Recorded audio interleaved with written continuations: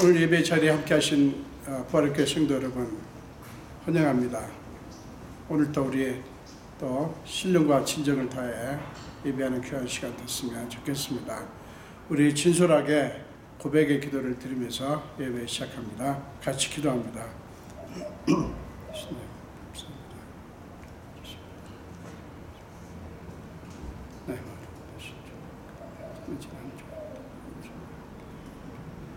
아버지,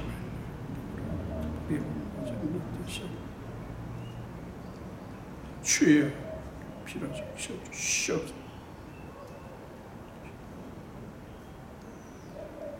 주여 주님 하시고 주님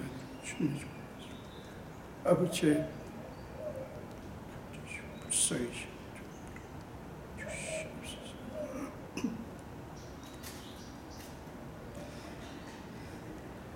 하나님의 용서의 말씀을 들으시기 바랍니다. 나는 나를 위하여 내 허물을 도말하는 자니 내 죄를 기억하지 아니하리라. 아멘.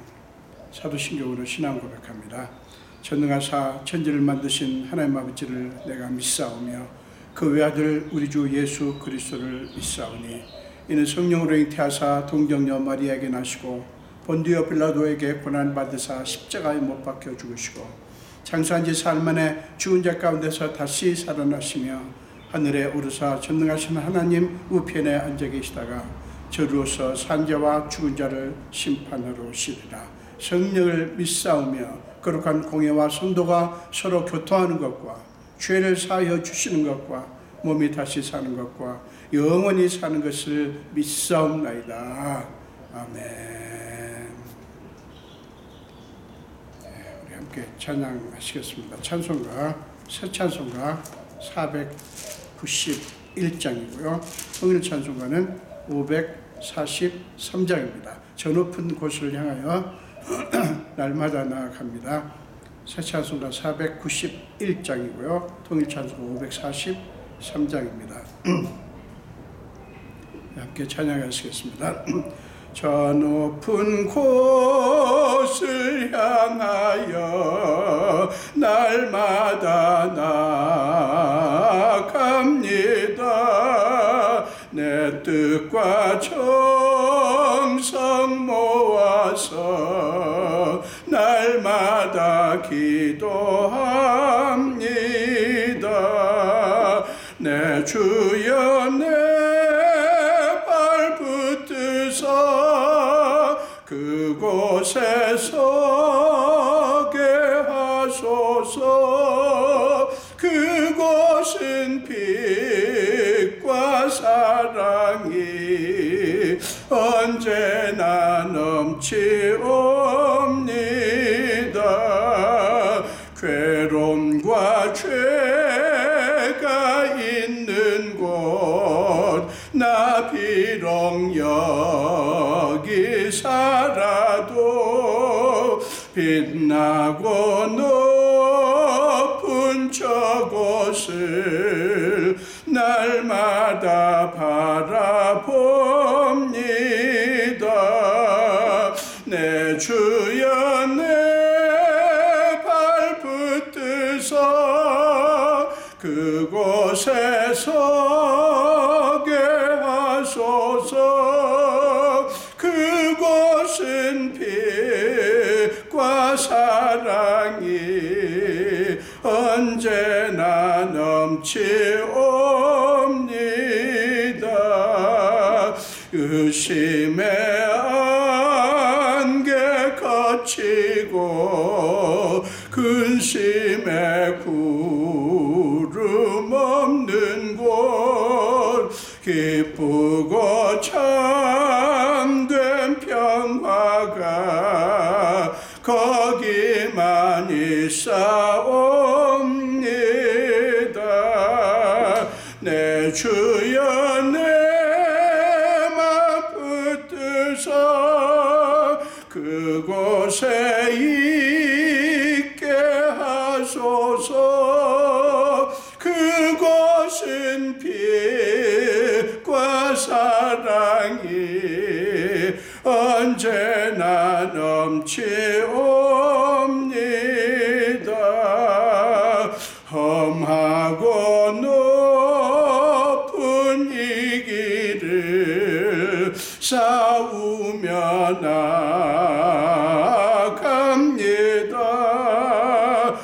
다시금 기도하오니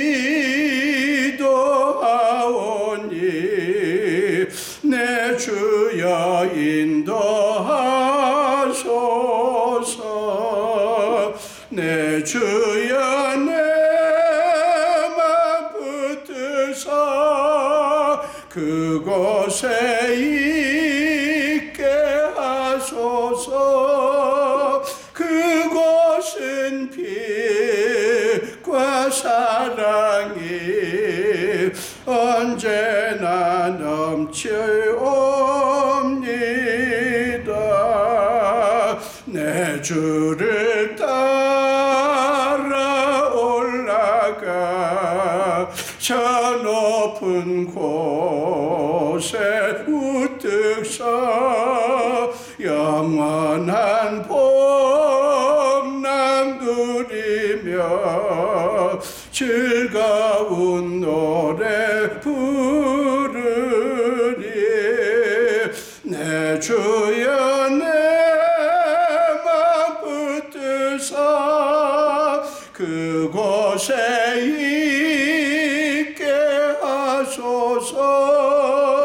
그곳은 빛과 사랑이 언제나 넘치옵니다.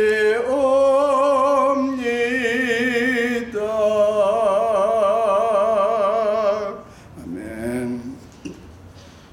함께 기도하겠습니다. 예수님 감사합니다.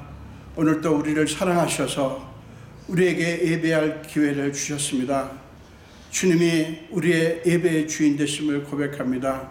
우리를 예배 자리로 부르신 주님, 우리는 코로나 바이러스로 말미암아 예배 자리가 여상치 않지만 그럼에도 불구하고 우리가 주의 이름으로 모인 곳에 함께 하실 하나님의 약속을 믿습니다. 아버지, 이 자리에 주님이 임재해 주시고 각 사람 심령 속에 임하시고 그들 안에 충만하시옵소서. 아버지, 그러나 우리 자신을 보십시오. 우리는 지난 한 주간도 살면서 알게 혹은 모르게 하나님 앞에 많은 죄를 범했습니다. 하나님 자녀답지 못하게 생각하고 행했고 하나님 중심으로 살며 하나님을 높이고 보다 나를 높이며 내 중심으로 살았음도 고백합니다. 아버지여, 주의 보혈로 우리를 적셔주시고 그 주의 보혈로 우리를 정결케 깨끗게 씻어 주시옵소서.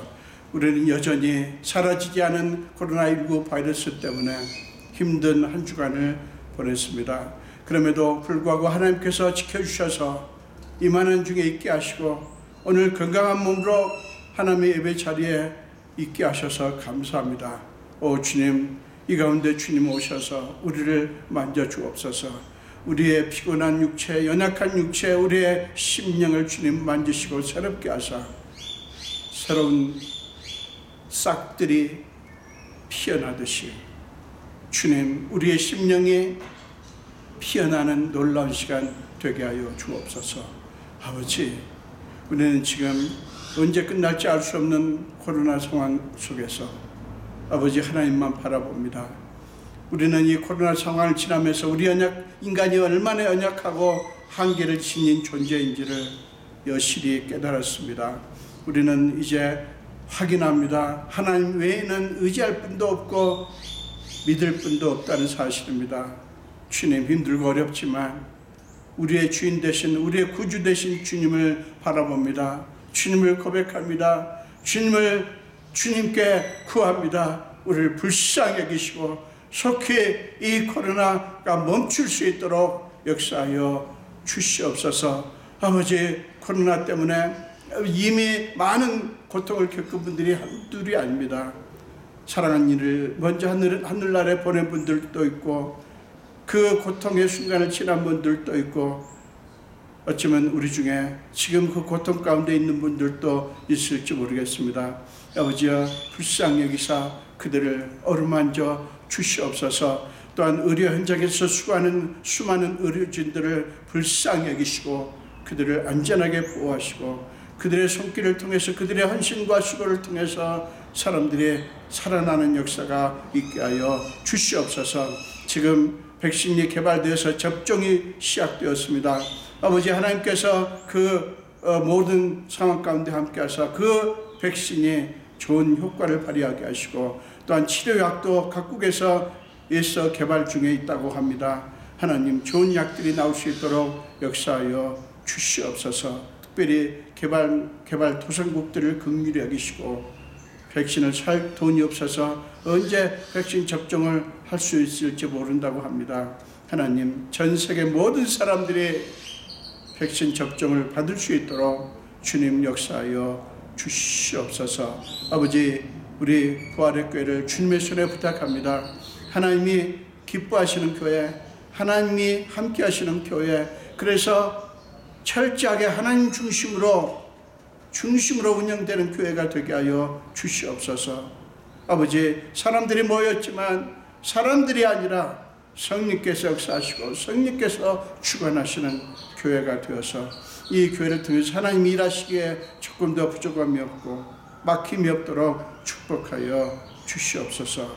이 교회를 섬기는 모든 분들, 부족한 종을 비롯하여 장로님과 안수집사님들과 권사님들과 많은 집사님들 기억해 주시고, 그들의 주님을 향한 사랑과 주님의 교회를 향한 마음을 돌아봐 주사 하나님께서 넘치게 갚아 주시옵소서.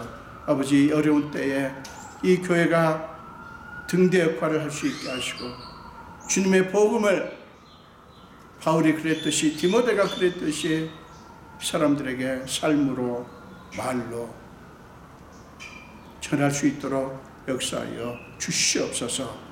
부족한 중에 오늘 또 말씀을 들고 섭니다. 아버지께서 붙들어 주시옵소서. 감사드렸고 예수 이름으로 기도합니다.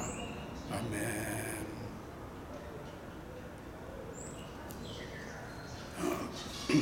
네, 오늘 함께 나누실 말씀은 디모데후서 2장 1절부터 13절까지입니다. 디모데후서 2장 1절부터 13절입니다.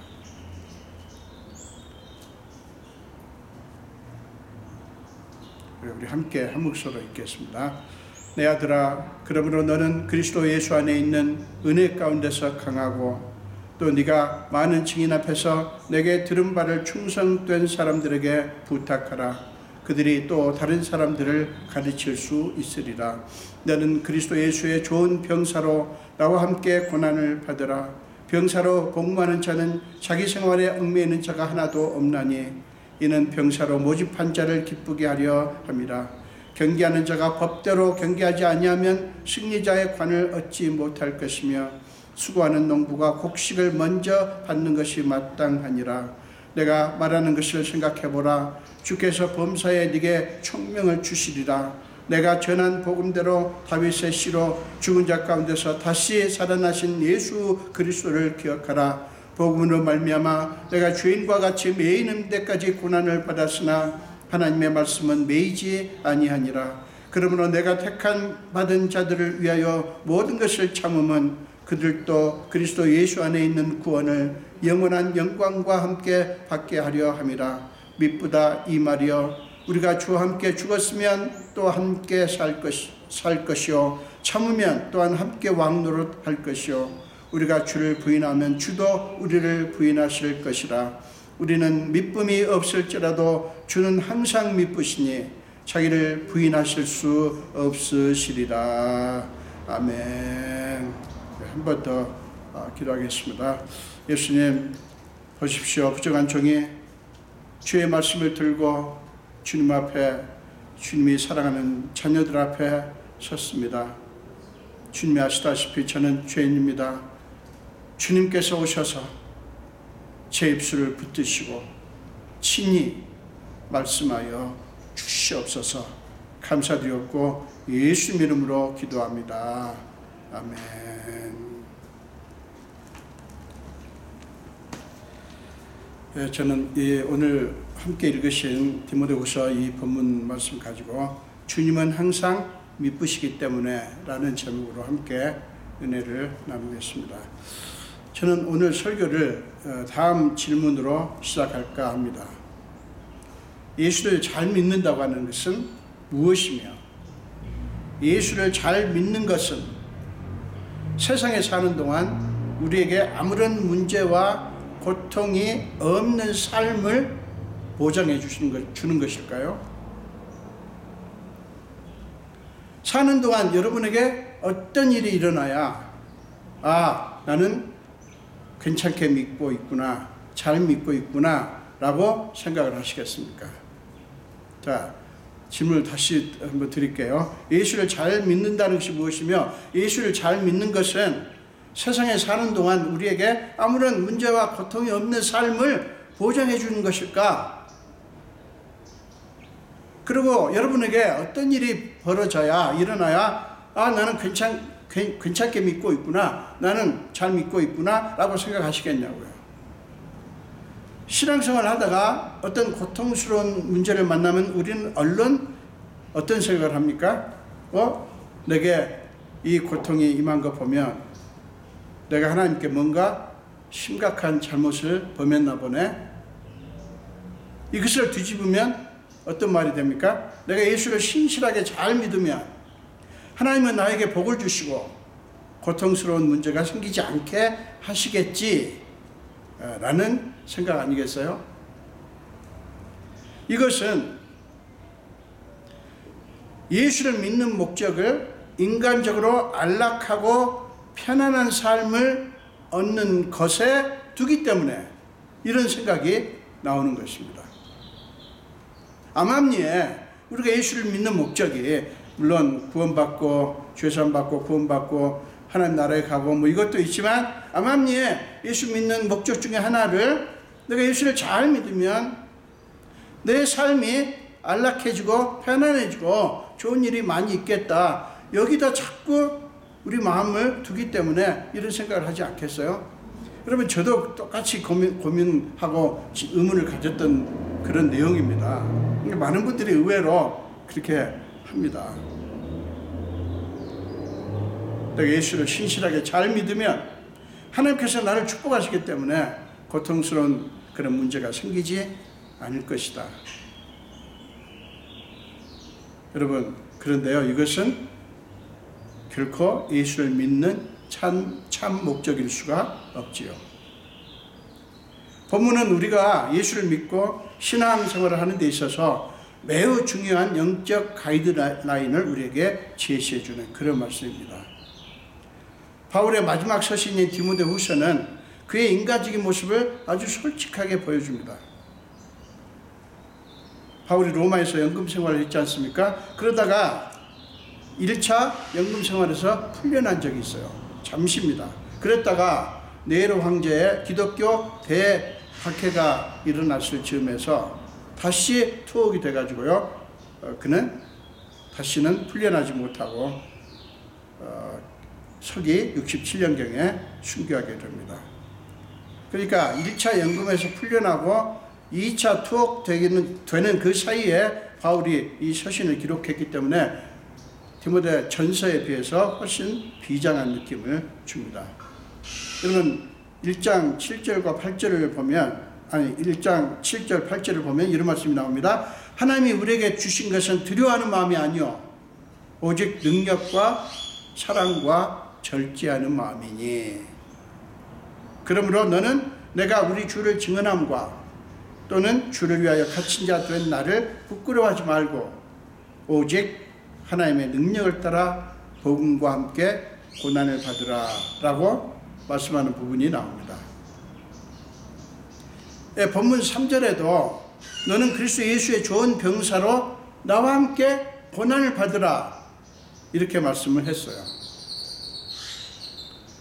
이것은 세상 가치와 충돌할 수밖에 없는 복음의 특성상 복음을 믿고 복음에 헌신한 자들에게는 불가피하게 고난이 일어날 수밖에 없는 현실에 대해서 솔직하게 표현을 하고 있는 것입니다.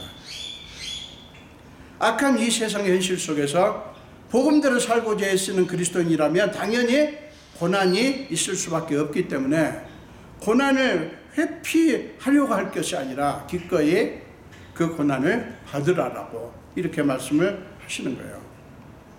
물론 여기서 말하는 고난은 복음대로 살려고 하다가 부닥치는 가치 충돌 때문에 부닥치는 문제를 얘기를 하는 것이죠. 우리가 무슨 잘못을 해가지고 고생하는 것을 말하지 않죠. 자, 본문은 2차로 그 투옥이 된 채 인간적으로는 결코 희망을 품을 수 없는 그런 상황 속에 있던 바울이 그런 가운데서도 확신에 찬 희망의 메시지를 선포한 그런 내용을 담고 있습니다. 그의 확신은 복음의 가치에 대한 확신이고 예수를 믿고 그분의 말씀대로 사는 것이 얼마나 아름답고 소중한 것인가에 대한 확신입니다. 그 확신 때문에 바울은 자기가 고난 가운데 있는 것을 조금도 부끄러워하지 않을 뿐만 아니라 오히려 영광스럽게 생각을 했던 것이고 당당했던 것입니다. 그것이 오늘날 예수를 믿는 저와 여러분에게 좋은 믿음의 가이드라인이 된다는 것이죠. 바울은 어떻게 그럴 수 있었을까요? 우리 몇 가지로 한번 본문을 통해서 생각해 보겠습니다. 첫째로 그에게는 예수 안에 있는 은혜에 대한 확신이 있었어요. 자, 1절을 보세요. 바울은 디모데에게 내 아들아, 그러므로 너는 그리스도 예수 안에 있는 은혜 가운데서 강하라, 이렇게 권면을 했습니다.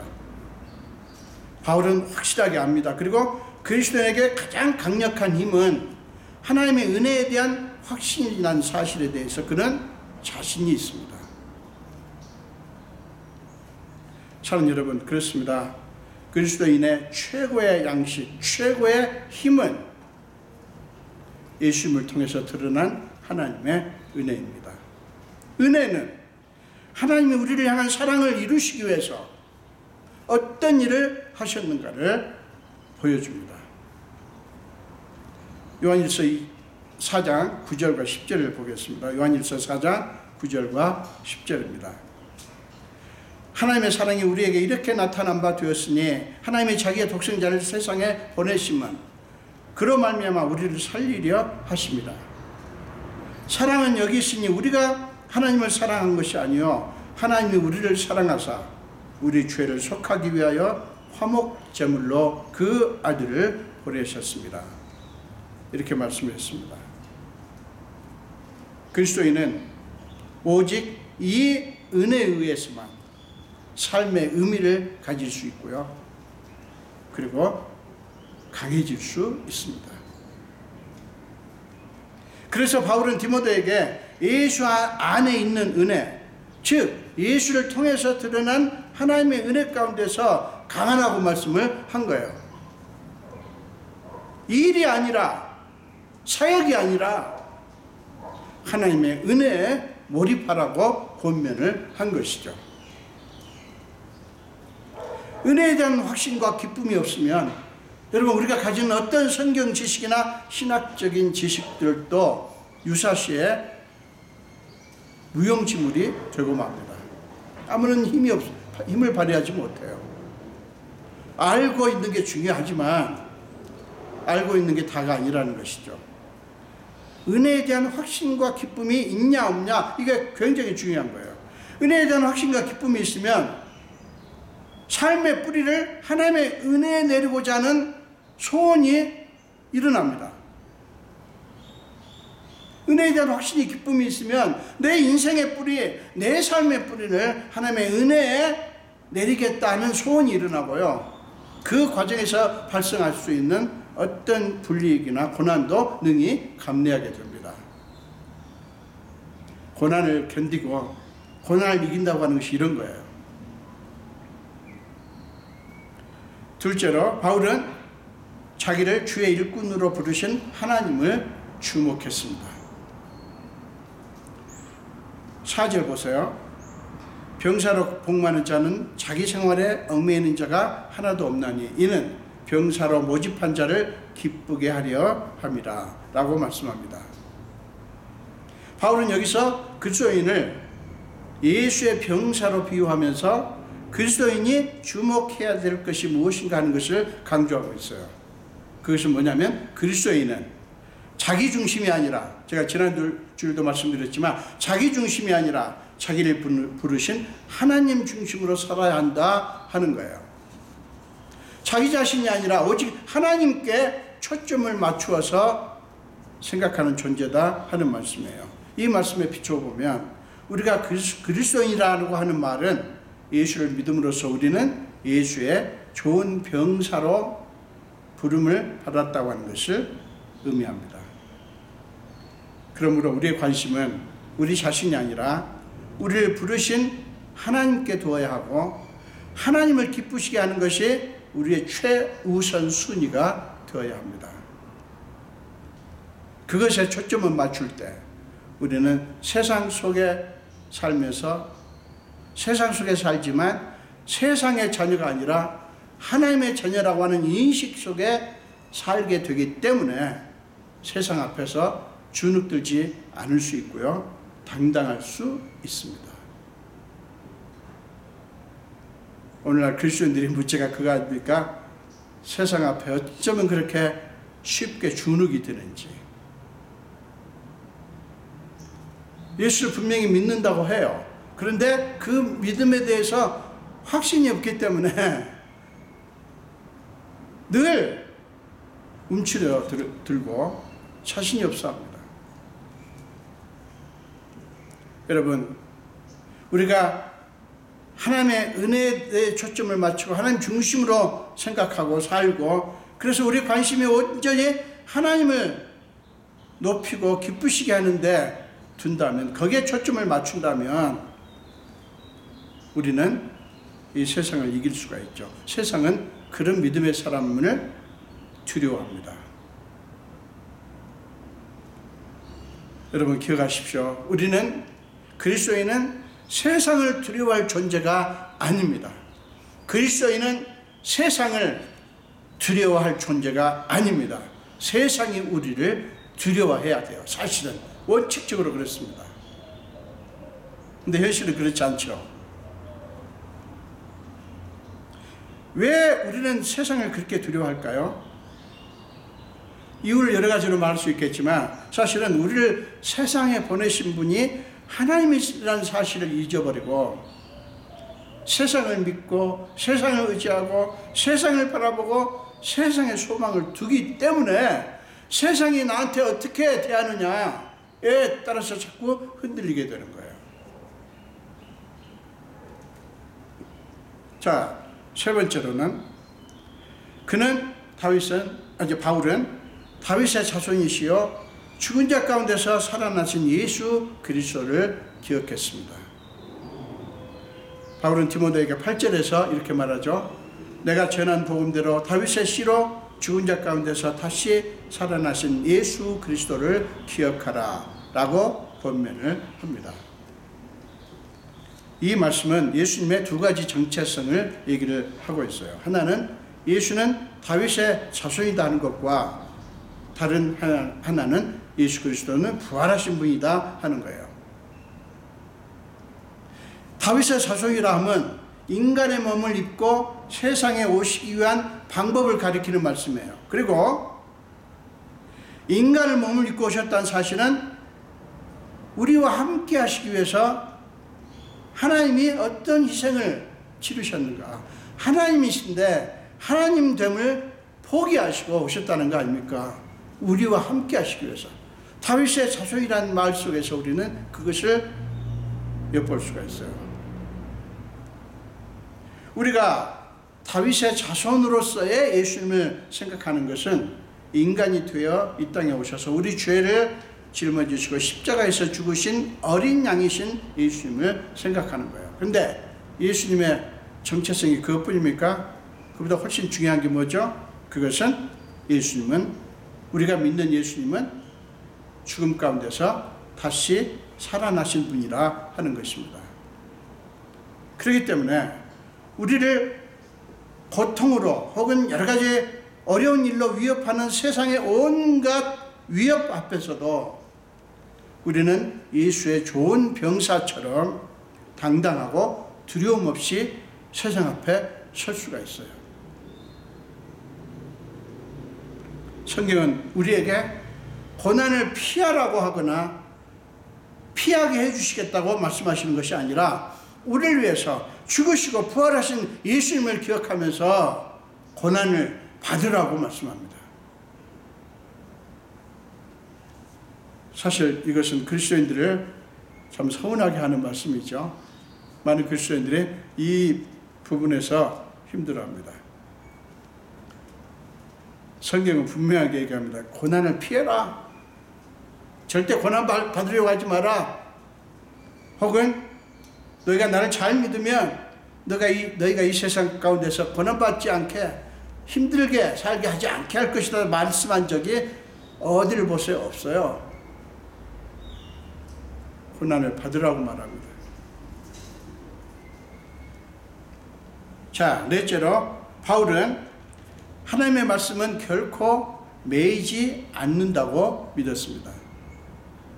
이것은 하나님의 말씀에 대한 확신을 보여줍니다. 그는 자기의 지식이나 경험이나 감정이나 관점이 아니라 오직 하나님의 약속의 말씀을 주목하고 그 말씀을 믿었습니다. 그는 9절에서 복음으로 말미암아 내가 죄인과 같이 매이는 데까지 고난을 받았으나 하나님의 말씀은 매이지 아니하니라 라고 말씀을 했습니다.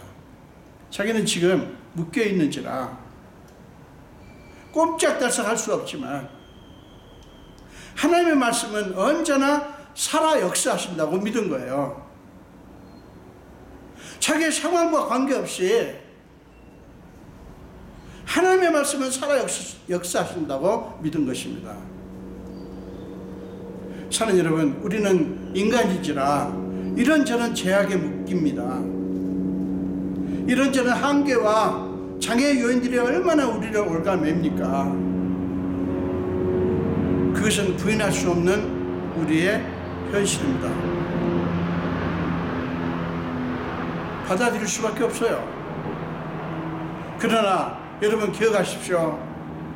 우리는 그럴 수밖에 없는 존재지만 우리의 주인이시고 우리를 위해서 독생자를 대속 제물로 보내주시고 그분을 통해서 우리가 누구인가를, 우리가 하나님 앞에서 어떤 존재인가를 증명해 주신 하나님의 말씀은 결코 묶이지 않으신다는 사실이에요.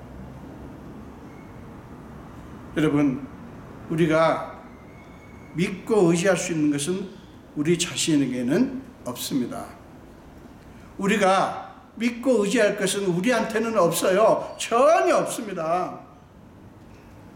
그러나 여러분, 얼마나 놀랍습니까? 우리가 믿는 분은 우리에게 어떤 것에도 매이지 않는 약속의 말씀을 주셨습니다.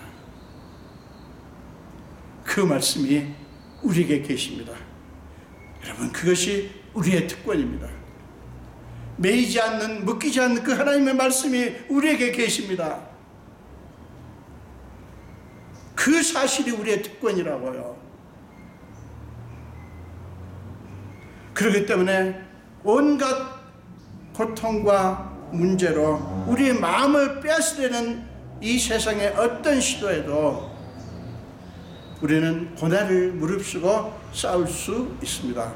왜요? 우리는 그것이 얼마나 귀한 것인가를 아니까요. 예수를 믿는 것이 얼마나 귀한 것인지, 우리에게 주어진 은혜가 얼마나 놀라운 것인지, 그리고 연약한 우리에게 성령을 보내셔서 우리와 함께 하시고 그 성령께서 하나님의 약속의 말씀을 생각나게 하시고 그 말씀을 기억나게 하시는 게 이게 얼마나 놀라운지를 우리는 아니까요. 이거를 아는 사람은 세상 속에서 우리가 힘듦을 느끼지만, 고통을 느끼지만 그것을 무릅쓰고 싸울 수 있다고요. 마지막으로 바울은 우리가 주와 함께 죽을 때 또한 주와 함께 살 것을 믿었습니다. 이 말씀은 예수를 믿는 그리스도인의 정체성을 표현하는 말씀이에요. 그리스도인은 예수와 함께 죽고 예수와 함께 사는 존재입니다. 로마서 6장 4절과 8절을 보세요. 로마서 6장 4절과 8절입니다. 그러므로 우리가 그의 죽으심과 합하여 세례를 받음으로 그와 함께 장사되었나니 이는 아버지의 영광으로 말미암아 그리스도를 죽은 자 가운데서 살리심과 같이 우리로 또한 새 생명 가운데서 행하게 하려 함이라. 8절 만일 우리가 그리스도와 함께 죽었으면 또한 그와 함께 살 줄을 믿노니. 여러분, 바울이 우리에게 기꺼이 고난을 받으라고 말씀하는 것은 그것이 그리스도의 고난에 참여하는 것이고, 그렇게 할 때 우리는 그리스도와 함께 다시 살 것이기 때문이라고 말씀합니다. 여러분, 베드로전서 4장 12절부터 14절 말씀은 이렇게 우리에게 말씀합니다. 사랑하는 자들아, 너희를 연단하려고 오는 불시험을 이상한 일 당하는 것 같이 이상히 여기지 말고 오히려 너희가 그리스도의 고난에 참여하는 것으로 즐거워하라. 이는 그의 영광을 나타내실 때에 너희로 즐거워하고 기뻐하게 하려 합니다. 이렇게 말씀을 했습니다. 산 여러분, 그렇습니다. 그리스도인에게 고난이 있다고 하는 것은 부정할 수 없는 현실이에요. 그리스도인에게 고난이 있다고 하는 것은 부인할 수 없어요. 여러분, 요한복음 17장 14절에서 주님이 하신 말씀을 들어보십시오. 내가 아버지의 말씀을 그들에게 주었사오매 세상이 그들을 미워하여 싸우니 이는 내가 세상에 속하지 아니함 같이 그들도 세상에 속하지 아니함으로 인함이니이다. 이렇게 말씀을 했어요. 주님은 아십니다. 자기를 미워했던 세상이 자기를 믿는 자녀들도 똑같이 미워하시라는 것을 알았어요. 그래서 17장, 요한복음 17장은 예수님께서 하나님 앞에 하는 기도 아닙니까? 그 기도 속에서 이 말씀을 하신 거예요. 내가 그들에게 말씀을 주었기 때문에, 아버지의 말씀을 주었기 때문에 세상이 그들을 미워합니다. 왜냐하면 그들이 세상에 속하지 않았기 때문에 세상은 그들을 미워한다고 말씀을 한 거예요. 이 말씀대로 우리가 세상에 속하지 않았기 때문에 세상은 우리를 미워할 것입니다. 따라서 우리가 믿음으로 살려고 하면 할수록 고난이 있을 수밖에 없다는 것입니다. 여러분, 그것은 우리가 하나님의 자녀라고 하는 것을 역으로 증명하는 것입니다. 이런 말씀을 드릴 때 많은 그리스도인들이 편치 않은 마음을 가질 수 있어요. 믿음대로 살려고 하는데 고난이 있다니, 그러면 왜 우리가 무엇 때문에 믿음대로 살려고 해야 되는가? 복음의 말씀대로 살려고 해야 되는가? 이런 의문을 품을 수 있어요. 여러분, 어떤 사람들은 세상에서 사는 동안 고난받지 않기 위해서 세상에, 그러니까 양발을 디디는 것처럼 양쪽에 교회도 나오고 철저하게 세상에 속하기도 하고 그러겠다고 생각하는 분들도 있을지 모르겠습니다. 여러분, 그것은 크나큰 오해죠. 자, 이제 저는 처음 질문으로 돌아가 보겠습니다. 우리가 예수를 잘 믿는 것은 이 땅에 사는 동안 우리에게 고난이 없고 고통스러운 문제가 임하지 않을 것이라는 것을 보장하는 것입니까? 그래야 우리가 예수를 신실하게 믿고 있다고 하는 것을 보여주는 것입니까? 우리에게 안락하고 편안하고 원하는 좋은 일들이 일어나면 내가 잘 믿는 것이고, 반대로 고난과 고통이 임하면 우리가 제대로 믿지 않고 있다고 하는 것을 보여주는 것일까요? 여러분, 절대 그렇지 않습니다. 잘 믿고 잘 못 믿고를 거기다 적용하지 마십시오. 절대 그렇지 않습니다.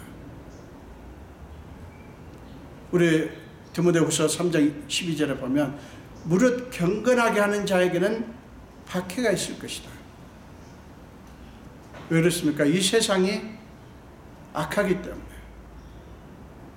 그리고 우리가 믿는 복음은 언제나 세상 가치와 관점과 충돌해요. 절대로 같이 가지 않습니다. 충돌합니다.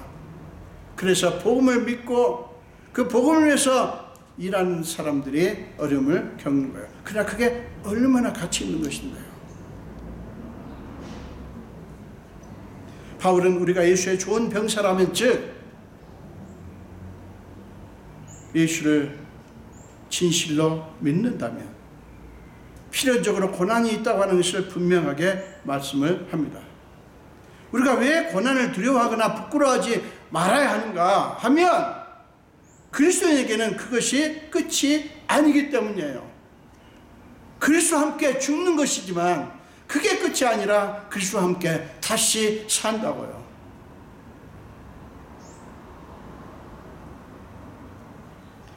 예수와 함께하는 우리에게는 예수님의 영광이 우리의 끝입니다. 예수를 믿고 예수님과 함께 하는 우리에게는 예수님의 영광이 우리의 끝이에요. 로마서 8장 18절은 이렇게 말씀합니다. 생각하건대 현재 고난은 무엇 때문에 고난이에요?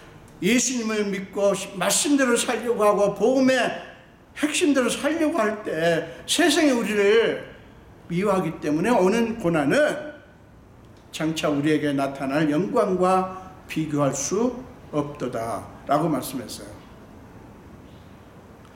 우리 개역개정 말고 전에 성경은 영광과 좋게 비교할 수 없도다, 이 좋기라는 단어가 들어가는데 우리 개역개정에는 이게 빠져서 좀 아쉬워요. 사실은 장차 우리에게 나타날 영광과 좋게 비교할 수 없도다, 이 좋기가 들어가니까 조금 더 강조가 돼서 좋더라고요.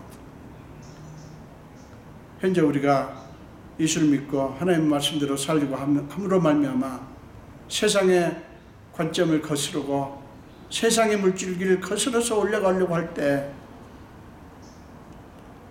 우리가 삶이 쉽지가 않고 때로는 따돌림 받기도 하고 미움 받기도 하고 불이익도 당하고 어려움도 겪습니다.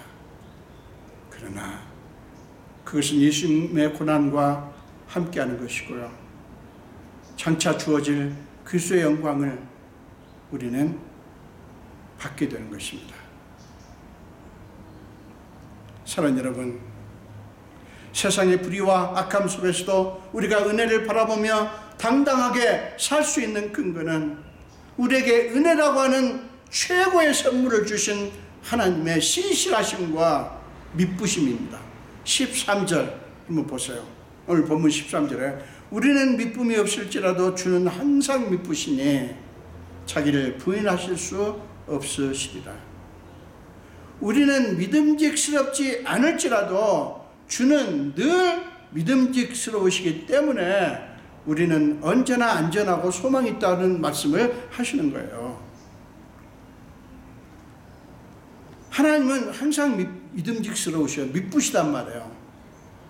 자기를 부인하실 수 없어. 만약에 하나님이 믿음직스럽지 않다 하면 우리 사람들이 손바닥 뒤집듯이 자꾸 하나님도 바뀐다면 그것은 하나님이 자신을 부인하는 거나 마찬가지다, 그런 말이에요.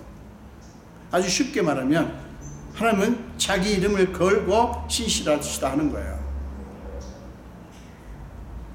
주님이 믿음직스럽다고 하는 것은, 미쁘시다고 하는 것은 주님의 역사하심은 우리의 상태에 상관이 없고요, 우리의 상태에 영향을 받지 않는다고 하는 의미예요. 이게 좀 오해 소지가 좀 있는데요. 하나님이 우리를 사랑하시고 우리에게 은혜를 베푸신 것은 우리가 먼저 하나님 앞에 잘했기 때문에, 그런 만한 공로를 쌓았기 때문이 아니라는 말이에요. 제가 여러 번 말씀드리지만, 그러므로 우리는 우리 자신의 어떠함, 우리의 힘이나 지혜를 바라보는 게 아니라 언제나 주의 미쁘심, 주의 신실하심, 주의 믿음직스러움을 우리는 바라봐야 하는 것입니다.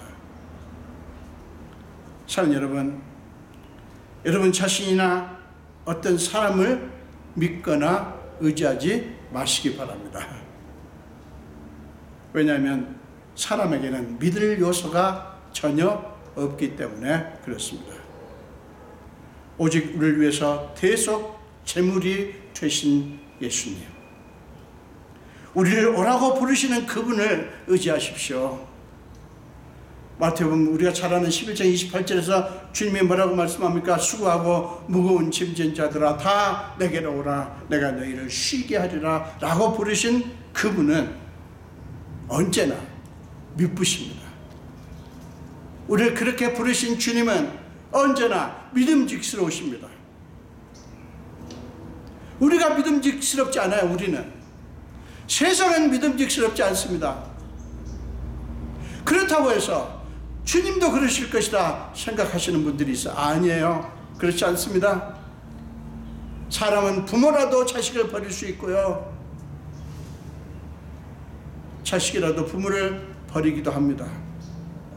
그게 인간이에요. 그게 세상에, 모든 사람이 그런 건 아니지만 그게 세상의 모습이라고요. 그러나 하나님은 신실하시고 미쁘시다고요. 손바닥 뒤집듯이 이 말했다 저 말했다, 기분이 좋으시면 그 약속을 하시고 사랑한다고 하고, 기분이 나쁘시면 그 약속을 거두시고. 여러분, 우리가 믿는 하나님은 그런 분이 아니에요. 그렇기 때문에 여러분, 우리는 언제나 로마서 8장 28절에서 바울이 말씀한 하나님을 사랑하는 자 곧 그의 뜻대로 부르심을 입은 자들에게는 모든 것이 합력하여 선을 이루느니라고 하는 말씀을 믿고 그것을 이루실 주님을 기다릴 수 있다고요. 왜요? 그분은 한없이 믿음직스러우시니까. 그분은 한없이 언제나 믿음직스러우시기 때문이에요. 사랑하는 여러분, 주님께 나아가는 길은 좁은 문으로 들어가는 길입니다. 유명한 마태복음 7장 13절 14절 말씀이 있잖아요. 좁은 문으로 들어가라. 멸망으로 인도하는 문은 크고 그 길이 넓어 그리로 들어가는 자가 많고, 생명으로 인도하는 문은 좁고 길이 협착하여 찾는 자가 적음이라. 예수님과 함께 가는 길은 좁은 문으로 들어가는 길이에요. 주님께 나아가는 길, 주님과 함께 가는 길에는 고난이 있다는 말입니다. 그러나 사랑하는 여러분, 아무리 힘들어도 우리 세상과 타협하거나 포기하지 않으시기를 바랍니다.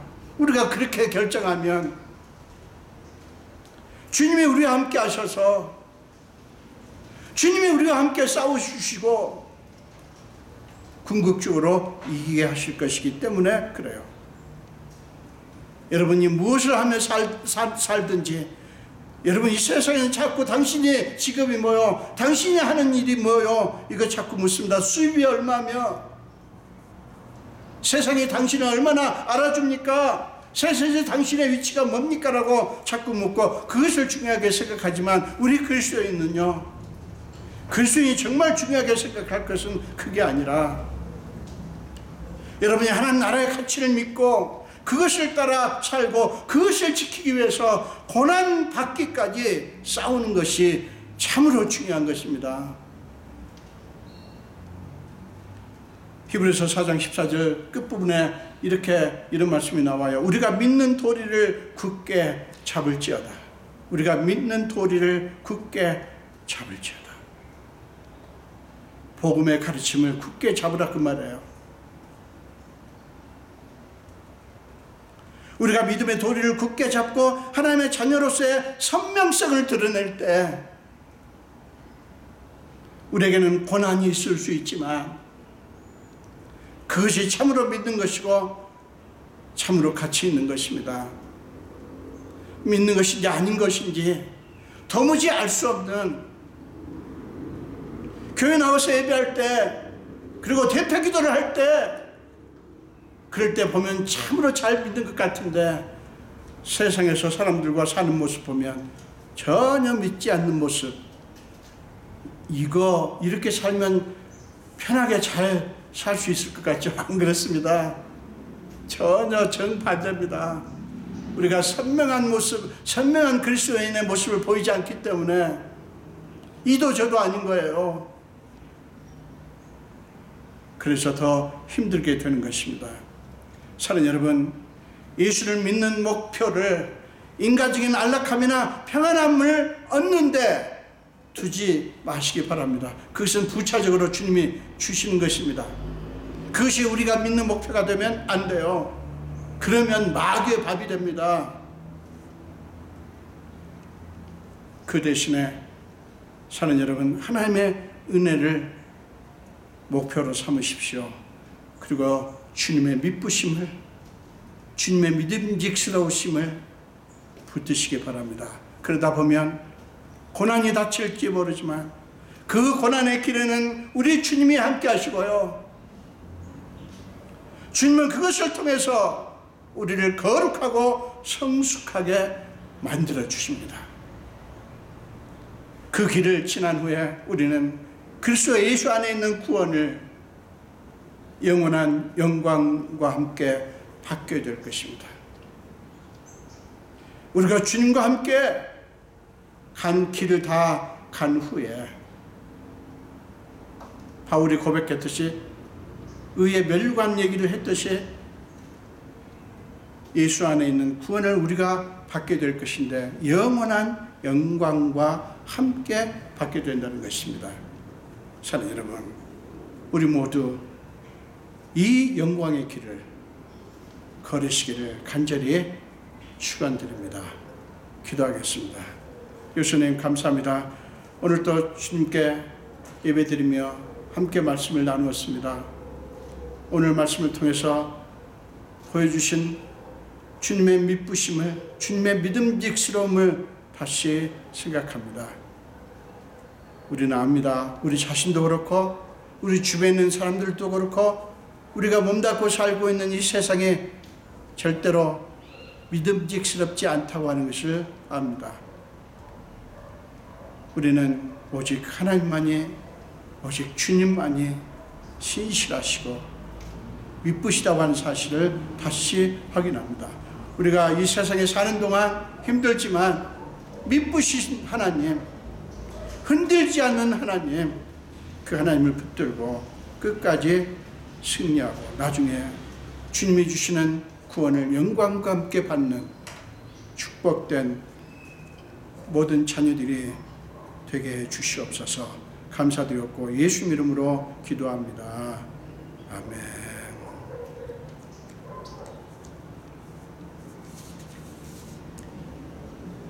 우리 사랑합니다 나의 예수님 찬양하시면서 주님 앞에 힘을 드리겠습니다.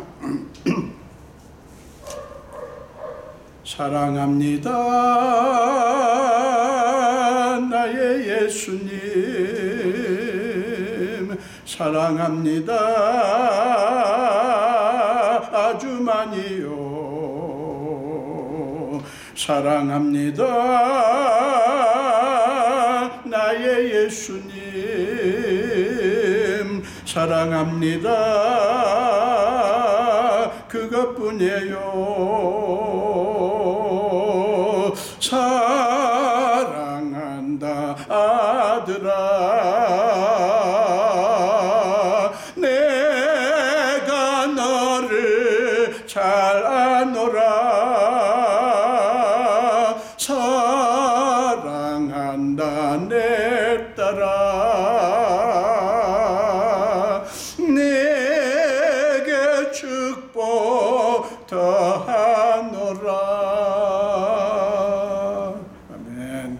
기도하겠습니다. 예수님 감사합니다.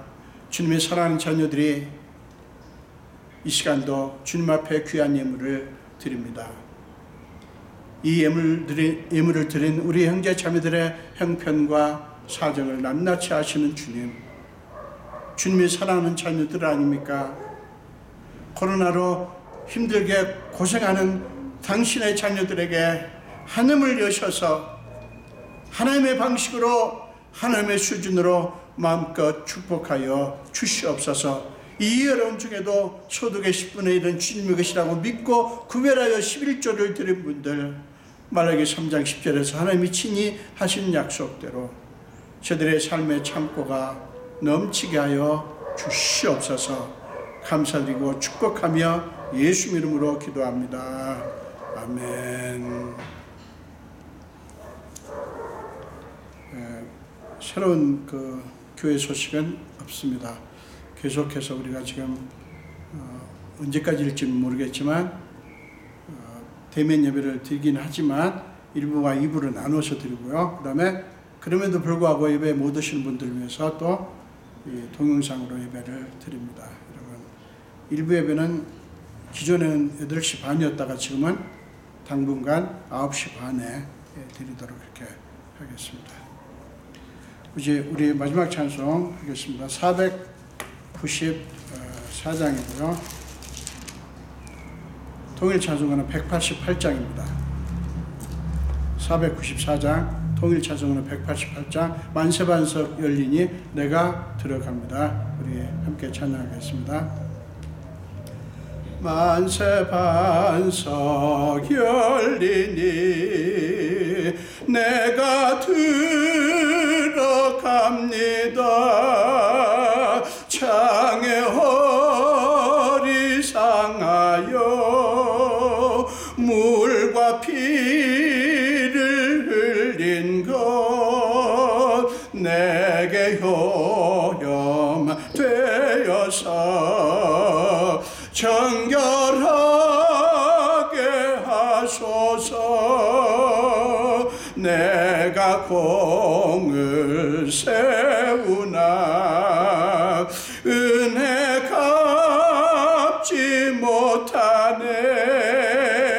쉼이 없이 힘쓰고 눈물 근심 많으나 구속 못할 죄인을 예수 홀로 속하네.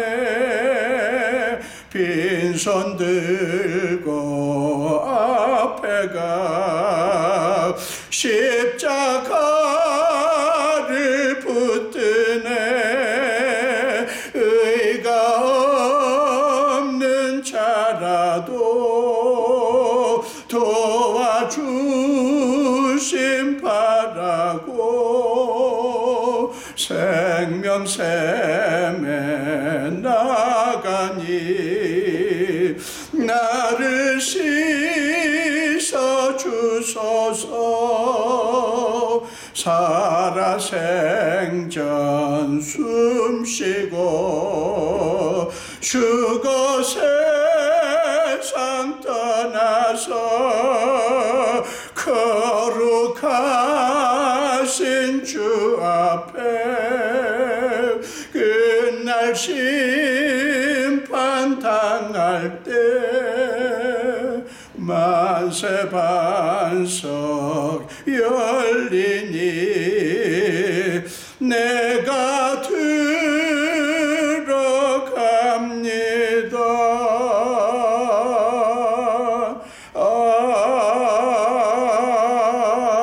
아멘. 네, 기도하겠습니다.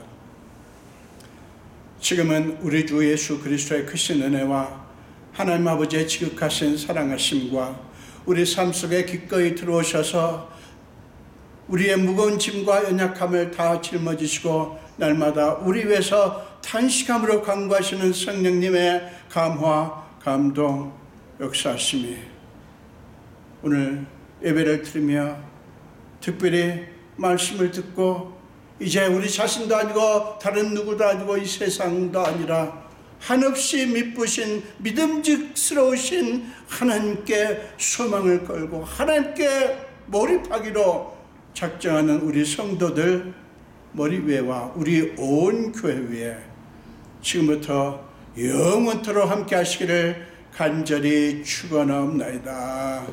아멘.